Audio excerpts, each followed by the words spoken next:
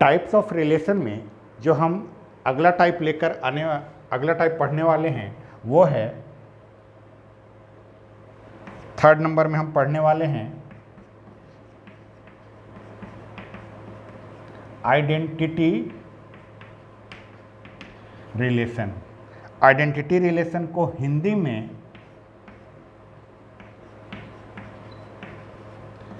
तत्समक संबंध कहा जाता है। सबसे पहले समझते हैं कि आइडेंटिटी रिलेशन होता क्या है। आइडेंटिटी रिलेशन जो है हमेशा किसी सेट पर अप्लाई होता है। मान लीजिए अगर आपका सेट ए है, अगर आपने सेट ए लिया तो आइडेंटिटी रिलेशन को हम उस समय आई ए से रिप्रेजेंट करते हैं।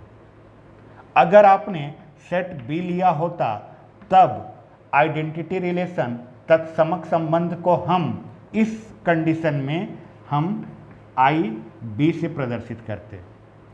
जो हमारा सेट होगा वही सेट आई के साथ लगता है आइडेंटिटी रिलेशन में। और ये आइडेंटिटी रिलेशन होता क्या है इसे समझते हैं। अगर आपके किसी भी सेट में each and every element of set A is connected to itself only। अगर मान लीजिए कि कोई सेट है और उस सेट के सभी एलिमेंट अपने आप से ही कनेक्ट हों, अपने आप से ही जुड़े हों, तो इस तरह के रिलेशन को हम आइडेंटिटी रिलेशन तत्समक संबंध कहते हैं। यदि किसी समुच्चय के सभी अवयव केवल और सिर्फ केवल अपने आप से ही जुड़े हों तो इस प्रकार के रिलेशन, इस प्रकार के संबंध को हम आइडेंटिटी रिलेशन तत्समक संबंध कहते हैं। जैसे मान लीजिए हमने सेट ए लिया, ए में हमने एलिमेंट लिया 1, 2 और 3। हमने एक सेट ए लिया है और इस सेट के एलिमेंट हैं 1, 2 और 3। अब यहाँ पर हम एक रिलेशन डिफाइन कर रहे हैं। रिलेशन में जो हमने एलिमेंट्स लिए वो लिए 1, 1, 2, 2 और 3, 3। 1, 1, 2, 2 और 3, 3। अब जरा सोचते हैं कि क्या ये रिलेशन आइडेंटिटी रिलेशन है। आइडेंटिटी रिलेशन का डेफिनेशन ये कहता है each and every element, each and every का मतलब प्रत्येक अवयव। हमने अगर सेट ए लिया है तो सेट ए में कितने एलिमेंट्स हैं? सेट ए में हमारे पास इस समय 3 एलिमेंट्स हैं। तो ये तीनों के तीनों एलिमेंट्स केवल और केवल अपने आप से ही जुड़े होने चाहिए। जैसे यहाँ देखिए 1, 1 से जुड़ा है, 2, 2 से जुड़ा है और 3, 3 से जुड़ा है। अगर ऐसा है तो हम कहेंगे कि ये रिलेशन अपने आप में आइडेंटिटी रिलेशन है, तत्समक संबंध है। यहीं पर एक और रिलेशन के बारे में सोचिए। हमने एक और रिलेशन R1 लिया और इसमें हमने लिया 1, 1, 2, 2 बस। अगर हमने यहाँ पर 1, 1 और 2, 2 लिया तो ये रिलेशन अपने आप में आइडेंटिटी रिलेशन नहीं है। क्यों नहीं है? डेफिनेशन में कहा गया था ईच एंड एवरी, यानी प्रत्येक अवयव अपने आप से जुड़ा होना चाहिए, कोई भी एलिमेंट बचना नहीं चाहिए। यहाँ पर देखिए अगर आप सेट ए की बात कर रहे हैं तो सेट ए में 3 है, सेट ए का एक एलिमेंट 3 है, लेकिन ये 3 जो है इस रिलेशन का हिस्सा नहीं है। ये 3 वाला एलिमेंट जो है इस रिलेशन में शामिल नहीं है, तो ये रिलेशन हम आइडेंटिटी रिलेशन नहीं कहेंगे। ये रिलेशन अपने आप में तत्समक संबंध नहीं है। आइडेंटिटी रिलेशन, तत्समक संबंध, बस यही था कि हर एक एलिमेंट हर एक दूसरे मतलब हर एक एलिमेंट अपने आप से ही जुड़ा रहना चाहिए। इसी में एक और देखिए, मान लीजिए आपने एक और रिलेशन डिफाइन किया, इसमें आपने लिया 1 1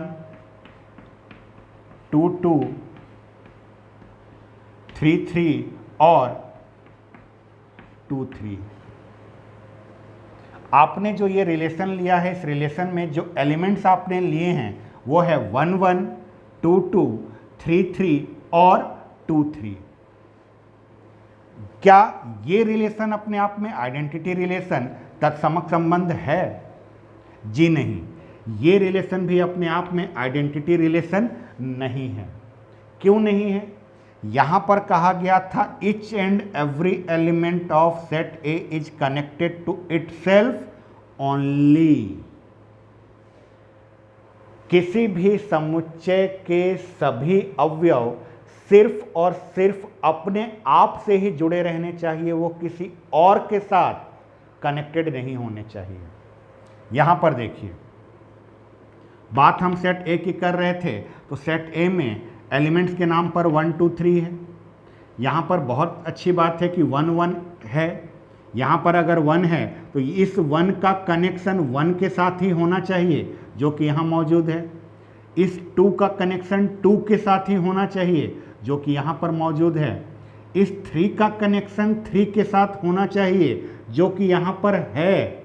लेकिन इसके अलावा ये एक एक्स्ट्रा में एलिमेंट आ गया इसमें। यहाँ पर 2 जो है 3 के साथ कनेक्टेड हो गया, जबकि कंडीशन में इटसेल्फ ओनली था, केवल अपने आप से जुड़ा होना चाहिए था वो। ये अपने आप के अलावा किसी और के साथ भी जुड़ा है, इसलिए ये रिलेशन अपने आप में आइडेंटिटी रिलेशन नहीं है। आइडेंटिटी रिलेशन के बाद हमारा जो अगला रिलेशन है वो है 4th नंबर में हम पढ़ेंगे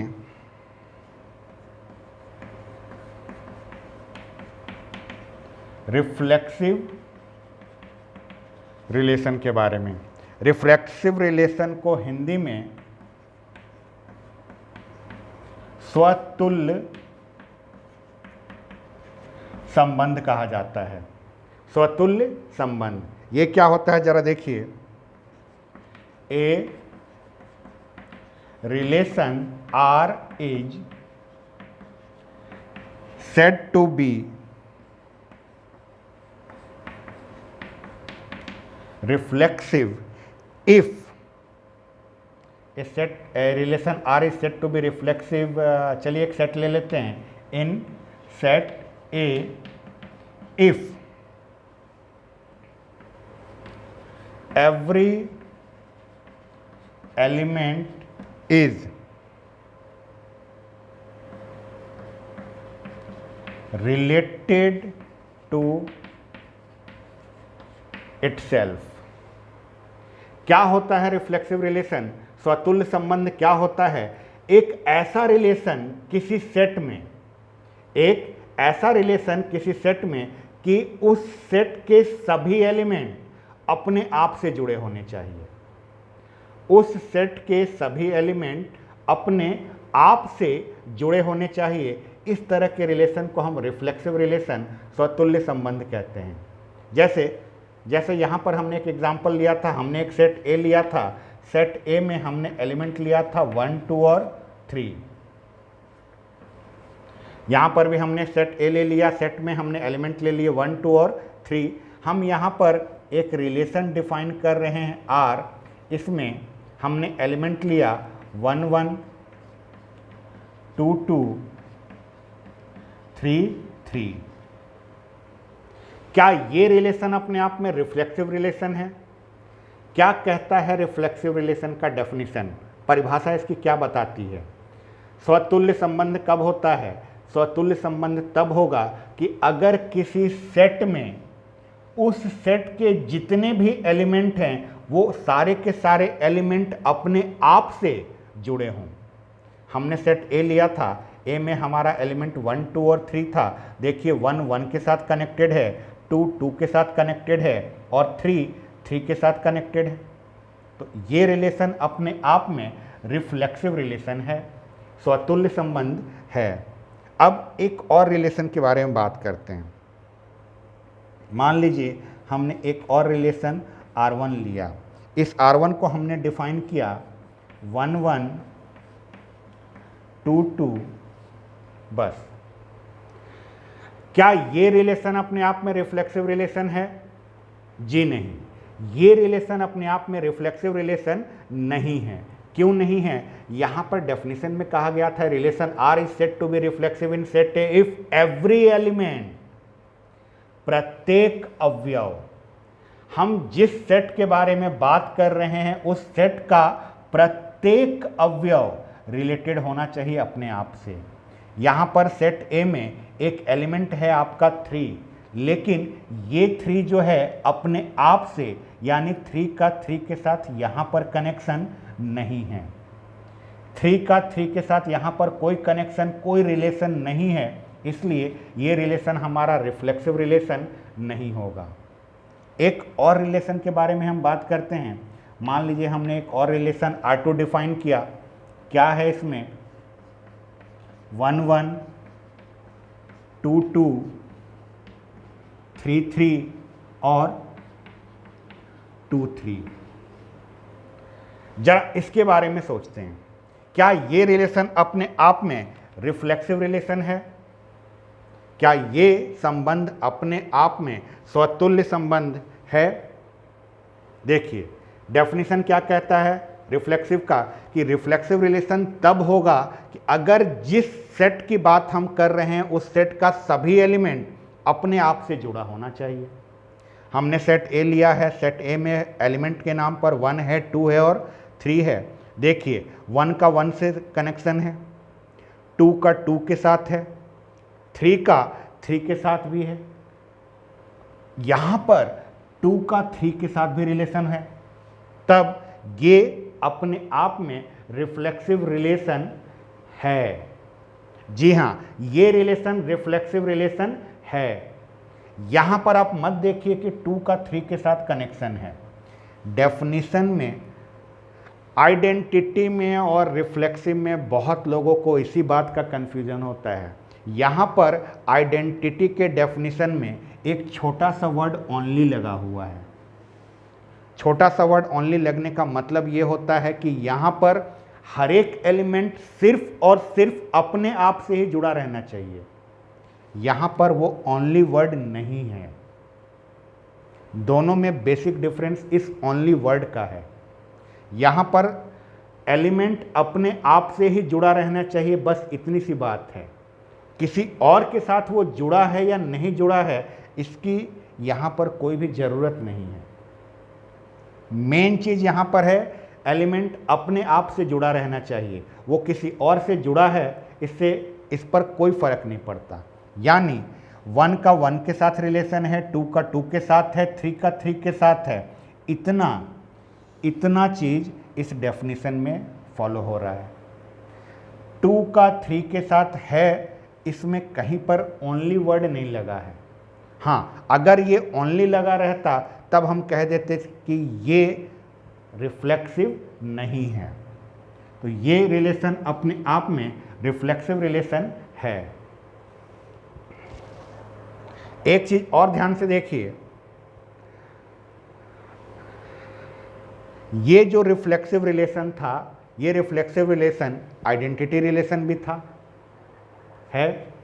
यानी जो रिलेशन रिफ्लेक्सिव है वो आइडेंटिटी भी है। लेकिन जो आइडेंटिटी है, क्या वो रिफ्लेक्सिव होता है? आप इस बात को जरा समझिए। हम यहां पर बात कर रहे हैं कि जो रिलेशन रिफ्लेक्सिव है, क्या वो आइडेंटिटी भी होगा? जो रिलेशन रिफ्लेक्सिव है वो आइडेंटिटी हो, ऐसा जरूरी नहीं है। देखिए इसको, ये रिलेशन आपका रिफ्लेक्सिव है, लेकिन यही रिलेशन जब यहां पर हमने लिया था तो हमने मना कर दिया था कि ये आइडेंटिटी नहीं होता है। हाँ, लेकिन इसका उल्टा सही है, यानी जो रिलेशन आइडेंटिटी रिलेशन होगा वो रिलेशन अपने आप में रिफ्लेक्सिव भी होगा। जो रिलेशन आइडेंटिटी रिलेशन है वो अपने आप में रिफ्लेक्सिव होता है, लेकिन सभी रिफ्लेक्सिव रिलेशन आइडेंटिटी रिलेशन हो ऐसा जरूरी नहीं है। हो भी सकता है और नहीं भी हो सकता है। हाँ, लेकिन 100% गारंटी की बात यह है कि आइडेंटिटी रिलेशन जब है तो वो अपने आप में रिफ्लेक्सिव रिलेशन होगा।